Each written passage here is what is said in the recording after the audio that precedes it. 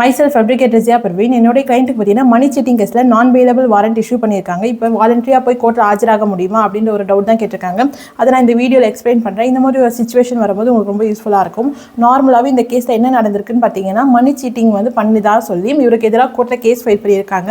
இவருக்கு வந்து கோர்ட்லேருந்து சம்மன் போவதனால 1 இயராகவே இவர் போய் அட்டன் பண்ணல எந்த இயரிங்குமே. இந்த ஒரு ரீசனுக்காகவே நான் பெயிலபிள் வாரண்ட் வந்து இவருக்கு எதிராக இஷ்யூ ஆயிருக்கு. சரியா, இப்போ இவருக்கு சம் பர்சனால தெரிய வந்ததுனால இவர் என்கிட்ட வந்து கேட்டிருந்தாரு, நானா எந்த தப்புமே செய்யலை, நான் காசும் வாங்கலை, அப்போ நான் ஏன் பயந்து வெளியே இருக்கணும், நான் போய் வாலண்டரியாகவே கோர்ட்டில் ஆஜராக விரும்புகிறேன் அப்படின்ட்டு என்கிட்ட வந்து கேட்டிருக்காரு. இப்போ வந்து இது பண்ண முடியுமா அப்படின்னா அஃப்கோர்ஸ் கண்டிப்பாக பண்ண முடியும். நீங்கள் வந்து அட்வான்ஸ் ஹியரிங் பெட்டிஷன் என்று நீங்கள் ஃபைல் பண்ணிங்கன்னா, அதாவது இந்த கேஸ் வந்து நெக்ஸ்ட் மந்த் தான் வருது, இவர் பிஃபோராகவே இந்த மந்த்லேயே போய் நான் ஆஜராக விரும்புகிறேன் அப்படின்ற ஒரு நல்ல மைண்ட் தாட்டில் வந்து என்கிட்ட கேட்டிருந்தாரு.